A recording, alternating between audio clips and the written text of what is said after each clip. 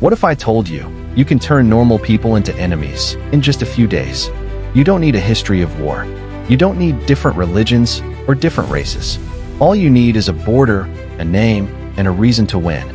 In 1954, a social psychologist took 22 innocent children to a summer camp in Oklahoma. They were all similar, middle class, white, Protestant. They were good kids. But within 2 weeks, they were burning each other's flags, ransacking cabins, and preparing for physical war. Today, on EDITH Mind, we go inside the robber's cave experiment. We are going to witness the terrifying speed at which the human mind creates us versus them. This isn't just a study on children. It's a blueprint for every war ever fought. Dr. Muzafer Sharif wanted to understand the roots of group conflict. He picked 22 boys who had never met. They were divided into 2 groups of 11. For the first week, they didn't even know the other group existed. They hiked, they swam, they bonded. They gave themselves names, the Eagles and the Rattlers. They made shirts, they made flags. They developed their own tribal identity. This is the first stage of hate, in-group bonding. You don't need to hate someone else to love your group, but the moment you create an us, the brain automatically prepares for a them. Phase 2, the friction. Sharif brought the 2 groups together for a tournament. The prize?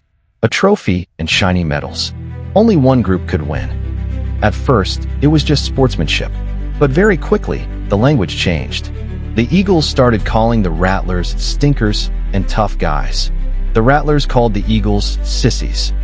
It escalated at a terrifying speed. The Rattlers burned the Eagles' flag. The Eagles retaliated by raiding the Rattlers' cabin, stealing their private property, and turning over beds. These were the same good kids who, 48 hours ago, were harmless. Now, they were hiding rocks and socks to use as weapons. They had become enemies not because of who they were, but because they were competing for a limited resource. Why does our brain do this? It's called realistic conflict theory. When resources are scarce, whether it's metals in a camp or oil in the Middle East, the brain's survival instinct kicks in. Oxytocin*, often called the love hormone, actually has a dark side. It increases love for your own group, but it simultaneously increases suspicion and aggression toward the others. We see this everywhere today. Politics, sports, corporate culture. We are biologically hardwired to look for the enemy, to make our own group feel stronger. Sharif tried to fix it. First, he tried contact therapy.